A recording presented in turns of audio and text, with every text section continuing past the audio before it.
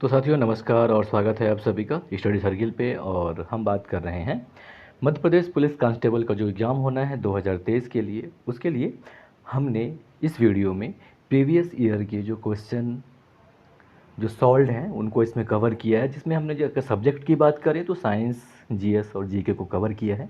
तो इसमें कुल 25 प्रश्न हैं, जिसका हमने जहाँ पे आवश्यक हो वहाँ पे व्याख्या भी दिया है। तो देखें, जो हमारा पहला प्रश्न है वो ये है कि इनमें से कौन सा कथन असत्य है। पहला कथन है कि वन मृदा अपरदन को रोककर ऊपरी मृदा की रक्षा करते हैं, और बी है कि वन जल चक्र के पोषण में सहायता करते हैं, और सी है कि वन की वनस्पति और पशु एक दूसरे से स्वतंत्र हैं, और डी विकल्प है कि वन मौसम और वायु की गुणवत्ता को प्रभावित करते हैं। 4 विकल्प दिए हैं, तो इस टाइप से सवाल आते हैं। तो यहाँ पे जो सही विकल्प हो जाएगा यानी कि असत्य कथन वो सी हो जाएगा कि वन की वनस्पति और पशु एक दूसरे से स्वतंत्र हैं। ऐसा नहीं होता है, बल्कि वन की वनस्पति और पशु एक दूसरे से जुड़े होते हैं। और अगला क्वेश्चन है क्वेश्चन नंबर 2 कि आपने प्रायः पश्मीना शब्द सुना होगा, यह क्या है। तो पश्मीना साल होता है ना। तो साल किससे बनता है? ऊन से। 4 विकल्प दिए हैं। पहला है कि शहतूत से प्राप्त हुआ रेशम, और बी विकल्प है कि कश्मीरी बकरे से प्राप्त हुआ ऊन, या गायों से प्राप्त चमड़ा, या वस्त्र उद्योग में उत्पादित संश्लेषित कपड़ा। तो यहाँ पे सही विकल्प बी हो जाएगा कि कश्मीरी बकरे से प्राप्त हुआ ऊन है, जिसका साल बनाया जाता है, और ये साल काफ़ी महंगा होता है। और आगे देखिएगा, नंबर 3 प्रश्न है कि बुनसेन बर्नर का सबसे गर्म भाग कौन सा होता है। 4 विकल्प हैं। अंतरम भाग, मध्य भाग, बाह्यतम भाग, या अंतरम और बाह्यतम भाग के मध्य का भाग। तो इसका सही विकल्प सी हो जाएगा कि जो बाह्यतम भाग होता है बुनसेन बर्नर का वो सबसे गर्म भाग होता है। और ये जो बुनसेन बर्नर है असल में ये एक विशेष प्रकार का गैस ज्वालक या गैस को जलाने वाला होता है। और क्वेश्चन नंबर 4 है कि एक वक्र दर्पण का सबसे समान उदाहरण क्या है। समतल दर्पण, उत्तल दर्पण, गोलीय दर्पण, या सीसा। तो यहाँ पे सही विकल्प सी हो जाएगा कि वक्र दर्पण का सबसे समान उदाहरण जो है गोलीय दर्पण है, यानी कि सी विकल्प। और सीसा की बात करूँ तो सीसा जो मिरर जिसमें अपना चेहरा देखते हैं उसे सीसा कहा जाता है। और प्रश्न नंबर 5 है कि हमारा शरीर कब संचलन कर सकता है, जब घर्षण बल, यानी कि घर्षण बल के किस अवस्था में हमारा शरीर संचलन कर सकता है। 4 विकल्प दिए गए हैं। पहला है कि लगाए गए बल के बराबर हो, लगाए गए बल से कम हो, या लगाए गए बल से अधिक हो, या शून्य हो। यानी कि हमारे द्वारा जब घर्षण बल जो लगाया जाता है वो कितना हो। तो यहाँ पे सही विकल्प बी हो जाएगा कि लगाए गए बल से कम हो, तब हमारा शरीर संचलन कर सकता है। और प्रश्न नंबर 6 है कि वे जीव जिनमें नाभिकीय पदार्थ और कोशिका द्रव्य के बीच या मध्य नाभिकीय झिल्ली नहीं होते हैं कहलाते हैं। प्रोकैरियोटिक कोशिकाएं, यूकैरियोटिक कोशिकाएं, प्रोकैरियोट्स या यूकैरियोट्स। तो यहाँ पे सही विकल्प हो जाएगा सी। ऐसे जीव जो हैं प्रोकैरियोट्स कहलाते हैं, जिनमें नाभिकीय पदार्थ के ऊपर कोई भी झिल्ली नहीं होता। ये कोशिका के केंद्रक में बिना नाभिकीय झिल्ली के होते हैं। तो सही विकल्प यहाँ पे सी हो जाएगा। और प्रश्न नंबर 7 है कि गति की मूलभूत इकाई क्या है। 4 विकल्प हैं। किलोमीटर पर मिनट, मीटर पर सेकेंड, मीटर पर मिनट, या किलोमीटर पर आवर। तो यहाँ पे सही विकल्प बी हो जाएगा कि गति की मूलभूत इकाई जो है मीटर पर सेकेंड है। और प्रश्न नंबर 8 देखते हैं। प्रश्न नंबर 8 है हमारा कि ऑक्सीजन का परिवहन शरीर के सभी कोशिकाओं में किसके द्वारा किया जाता है।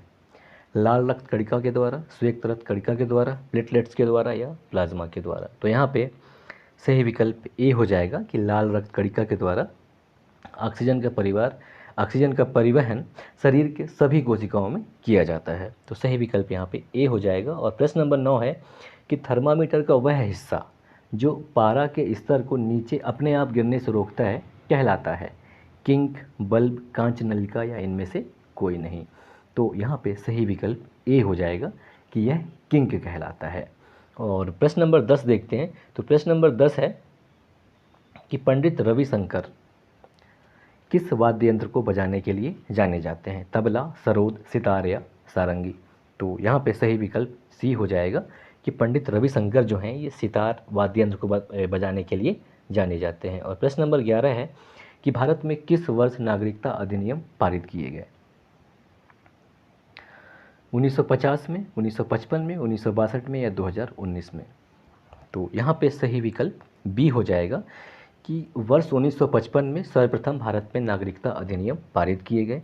और ये अधिनियम जो है संविधान के लागू होने के बाद नागरिकता के पाने और समाप्त होने से संबंधित था, और उसका प्रावधान करता है कि कौन सा आदमी भारत का निवासी है, कौन नहीं है ना। और इसमें अब तक 4 संशोधन हो चुके हैं। पहला हुआ था सन 1986 में, इसके बाद 2003 में, इसके बाद 2015 में हुआ, उसके बाद हुआ 2019 में, जिसका काफ़ी विरोध हुआ था।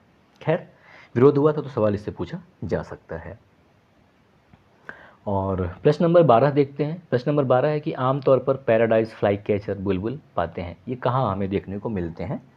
पन्ना राष्ट्रीय उद्यान में, बांधवगढ़ राष्ट्रीय उद्यान में, शिवपुरी अभ्यारण्य में या कान्हा टाइगर रिजर्व में? तो यहाँ पे सही विकल्प सी हो जाएगा कि ये शिवपुरी अभ्यारण्य में देखे जाते हैं। और यहाँ पे ध्यान दीजिएगा कि जो चारों हैं ये राष्ट्रीय उद्यान हैं, ठीक है। और प्रश्न नंबर 13वां देखते हैं। तो प्रश्न नंबर 13वां है कि सतलुज नदी जिस पर भाखड़ा बांध निर्मित है कहाँ से निकलती है? तो यहाँ पे दो चीज़ क्लियर है। पहला तो है कि सतलुज नदी जिस पर भाखड़ा बांध बनाया गया है, और ये कहाँ से निकलती है? 4 विकल्प हैं, वेरीनाग, बारालाचा दर्रा, राकसताल या मानसरोवर झील। तो यहाँ पे सही विकल्प सी हो जाएगा कि सतलुज नदी जो है ये राकस ताल से निकलती है। और प्रश्न नंबर 14 है कि भारत के संविधान में कौन सा संशोधन सबसे विस्तृत है? 24वां संशोधन, 28वां संशोधन, 42वां संशोधन या 44वां संशोधन? तो यहाँ पे सही विकल्प सी हो जाएगा कि 42वां संशोधन जो है ये भारत के संविधान में सबसे बड़ा संशोधन है, जिसे कि मिनी कॉन्स्टिट्यूशन भी कहा जाता है, और इसे वर्ष 1976 में किया गया था। और प्रश्न नंबर 15 है कि सूर्योदय देखने वाला पहला भारतीय राज्य कौन सा है? 4 विकल्प हैं, अरुणाचल प्रदेश, मिजोरम, पश्चिम बंगाल और नागालैंड। तो यहाँ पे सही विकल्प ए हो जाएगा। इसके लिए आप बेहतर है कि मैप तुरंत देख लें, बेहतर रहेगा आपके लिए। आप ये मैप यहाँ देख भी सकते हैं कि अरुणाचल प्रदेश जो है सबसे पूर्व में स्थित है, इसकी वजह से ये सबसे पहले सूर्योदय यहाँ होता है। तो सही विकल्प ए हो जाएगा। और क्वेश्चन नंबर 16 है कि इकबाल पुरस्कार किस क्षेत्र में प्रदान किया जाता है? उर्दू गज़ल, उर्दू साहित्य, उर्दू शायरी या लोक कला? तो यहाँ पे सही विकल्प बी हो जाएगा कि उर्दू साहित्य के क्षेत्र में प्रदान किया जाता है। और क्वेश्चन नंबर 17 है कि इनमें से कौन सा जिला भोपाल संभाग का नहीं है? राजगढ़, विदिशा, सीहोर या देवास? तो यहाँ पे सही विकल्प डी हो जाएगा कि देवास जिला जो है भोपाल संभाग का हिस्सा नहीं है। और प्रश्न नंबर 18 है कि ब्रिटिश भारत में सिविल सेवाओं का जनक किसे कहा जाता है? 4 विकल्प हैं, Lord William Bentinck, Lord Cornwallis, Lord Hastings या मैकाले? तो यहाँ पे सही विकल्प बी हो जाएगा कि लॉर्ड कॉर्नवालिस को भारत में सिविल सेवाओं का जनक कहा जाता है। सही विकल्प सी। तो ध्यान दीजिएगा, यहाँ पे थोड़ी सी कंफ्यूज करने के लिए भारत और ब्रिटिश भारत जोड़ दिया जाता है, लेकिन भारत में सिविल सेवाओं के जनक जो है ये लॉर्ड कॉर्नवालिस को कहा जाता है। तो सही विकल्प यहाँ पे बी हो जाएगा। और क्वेश्चन नंबर 19वां है हमारा कि पांडव गुफा कहाँ स्थित है? मुरैना, उमरिया, पचमढ़ी या दतिया? तो सही विकल्प यहाँ पे सी हो जाएगा कि जो पांडव गुफा है ये पचमढ़ी में स्थित है। और प्रश्न नंबर 20 देखते हैं कि लोकसभा के 2 सत्रों के बीच कितना समय अंतराल होता है? 6 माह, 6 सप्ताह, 3 माह या इनमें से कोई नहीं? तो यहाँ पे सही विकल्प ये हो जाएगा कि लोकसभा के 2 सत्रों के बीच जो है समय अंतराल वो 6 माह का होता है। और प्रश्न नंबर 21 है कि भारत का सबसे पुराना फुटबॉल टूर्नामेंट कौन सा है? डूरंड कप, भारतीय फुटबॉल लीग, संतोष ट्रॉफी या फेडरेशन कप? तो यहाँ पे सही विकल्प ए हो जाएगा कि डूरंड कप जो है भारत का सबसे पुराना फुटबॉल टूर्नामेंट है, जो कि वार्षिक घरेलू फुटबॉल प्रतियोगिता है, और इसे सबसे पहले सन 1888 में शिमला में आयोजित किया गया था। और आगे बढ़ते हैं, देखते हैं क्वेश्चन नंबर 22।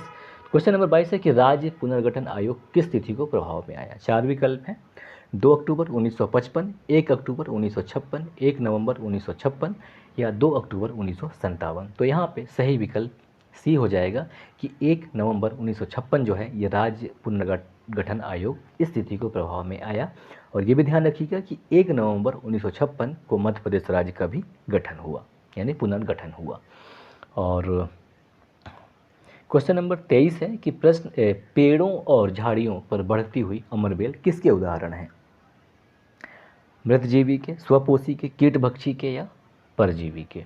तो यहाँ पे सही विकल्प डी हो जाएगा कि ये परजीवी के उदाहरण हैं। और क्वेश्चन नंबर 24 है कि प्रज्वलन तापमान क्या होता है? 4 विकल्प हैं। पहला है कि दहनशील पदार्थ के दहन पर पहुंचा उच्चतम तापमान, और बी विकल्प है कि तापमान जिस पर पटाखे बिना प्रज्वलित किए ही विस्फोटित होते हैं, और सी विकल्प है कि न्यूनतम तापमान जिस पर एक पदार्थ अग्नि पकड़ लेता है, और डी है कि वह तापमान जिस पर एक दहनशील पदार्थ का संग्रह किया जाता है। तो यहाँ पे सही विकल्प सी हो जाएगा कि न्यूनतम तापमान जिस पर एक पदार्थ अग्नि पकड़ लेता है। और क्वेश्चन नंबर 25 और अंतिम है कि दो विभिन्न जीवों में संबंध जो एक साथ रहते हैं और लाभान्वित होते हैं क्या कहलाता है? सहभोजिता, सहजीवी, परजीवी या परभक्षण? तो यहाँ पे सही विकल्प बी हो जाएगा कि ये संबंध सहजीविता या सहजीवी कहलाता है।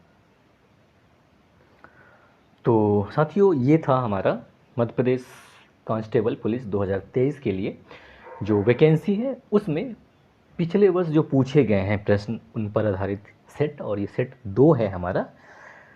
और हम आशा करते हैं कि जो हमारा प्रयास है आपकी तैयारी को थोड़ा और बेहतर बनाएगा, साथ ही साथ आपकी सफलता भी सुनिश्चित करेगा। और इस तरह हम और नॉलेजफुल और यूजफुल स्टडी मटेरियल आपके लिए लाते रहेंगे, और हम कोशिश करेंगे कि आपकी तैयारी जो है और बेहतर हो सके, ताकि आप सफल हों जिस एग्ज़ाम की आप जिसके लिए आप तैयारी कर रहे हैं।